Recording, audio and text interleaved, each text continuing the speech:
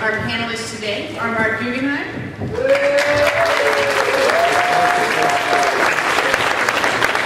Joe Kelly,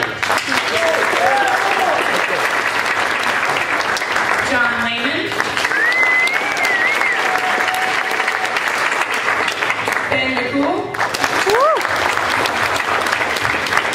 and Nick Spencer.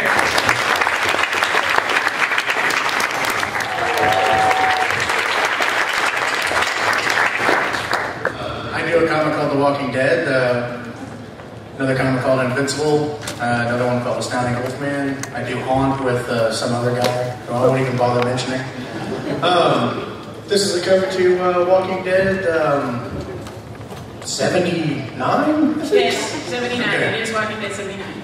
Good. And then this is a very important cover to show because I just want to reiterate that this is a zombie book and there are zombies in the book. So there's a lot of cool zombie stuff coming up. So we've had a lot of issues where the zombie stuff has been kind of taking a back burner. So we're going to be getting back into the action here soon.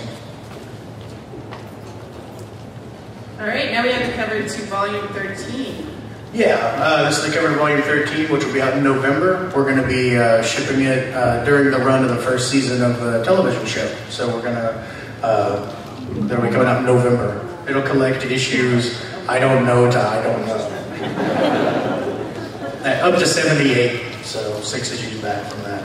If anyone has any math skills whatsoever, they could probably figure it out.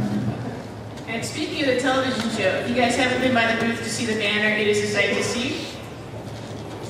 So this is a shot of it here. Oh. So that's the cover to the fourth issue of Guarding the Globe, which introduces a whole new team that is going to be working with the other team of the Guardians of the Globe that we all know. The Guardians of the Globe is going to be expanding in this series to a more global team that is going to be splitting off into smaller teams and dealing with threats at the same time. It's going to be not really a traditional team book as much as it'll be about an entire world of superheroes, and it's going to have a large cast, and hopefully it'll be really cool. The first issue ships in August. And this is the cover for the 4th Astounding Wolfman trade, which will also be the final trade. Issue 24 should be out very soon, and 25 will be the last issue. Pretty excited about this, just because I'm very busy. So. But and you'll be seeing more of the Astounding Wolfman in the Guarding the Globe series, so I can go ahead and confirm that now. And launching my new imprint at Image, which is Skybound, where I'm going to be kind of taking an active hand in, producing new books through Image, much the same way that Top Cow does. So really excited about that. Should be pretty cool. And we have a book that we just launched that is called Witch Doctor, that we actually have copies of, that I'll be giving a few out here at the panel, and then we have more at the booth that you guys can take a look at, and you can steal it if you want to, or you might get caught, but I think it's $5 or something. But it's a really cool book that's kind of a scientific take on supernatural threats. He's a doctor that cures vampires and does all kinds of cool stuff like that. So you'll be hearing more about this in the next few months. We approached Robert and Eric Stevenson, Robert Kirkman and Eric Stevenson, you guys are siblings, right? Yeah. I love you. And we talked about bringing Hollywood writers into comic books in a completely new and different way. So far, I think the way a lot of Hollywood screenwriters have come into comic books is they dust off some old crappy spec script and turn it into a new crappy comic that gets optioned into, at best, a crappy movie. And we wanted to completely sort of rethink that whole model, because the truth is there's a lot of really creative people in Hollywood. I know, keep your sentences here. There are a lot of creative people in Hollywood who would love to work in comic books, and do original comic book content, not just rehash old movie ideas. But they, either don't know the medium, or they don't know, the publishers, or they don't have a way into the industry. And between myself and Lisa, we thought there was a great opportunity to sort of involve them in a larger venture that we've been launching, we've been working on for the last 2 years of developing new forms of comics and movies and TV shows, just new creations, new mythologies. And as part of the imprint, we're going to announce today the first 2 books that we'll be publishing under.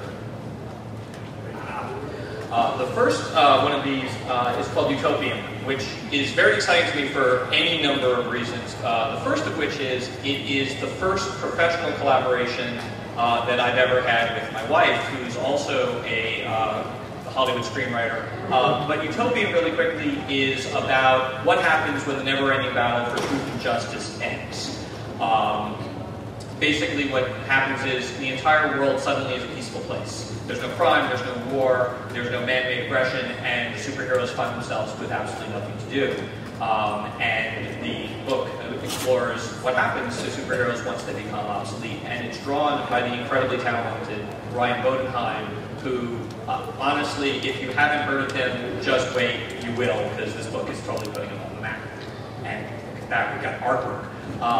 And this is art from a sequence that was colored by the book's colorist, Mark Englert, featuring one of the characters in the book, a guy named Saber, who is our urban vigilante in the Batman/vigilante/Punisher model. And one of the questions that the book raises is, well, what happens to a guy like that whose whole existence is premised around fighting villains and criminals when there are no villains and criminals left in the world? How does he spend his days? And then the second book that we're announcing is a book called The Mission. The Mission is actually a perfect example of the initiative that we first pitched Eric and Robert on. And we're working with the Hober brothers, John and Eric Hober.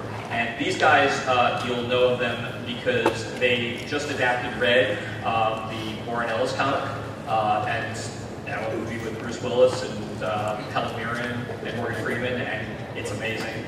They're also writing the Battleship movie that Universal is producing for Peter Berg to direct.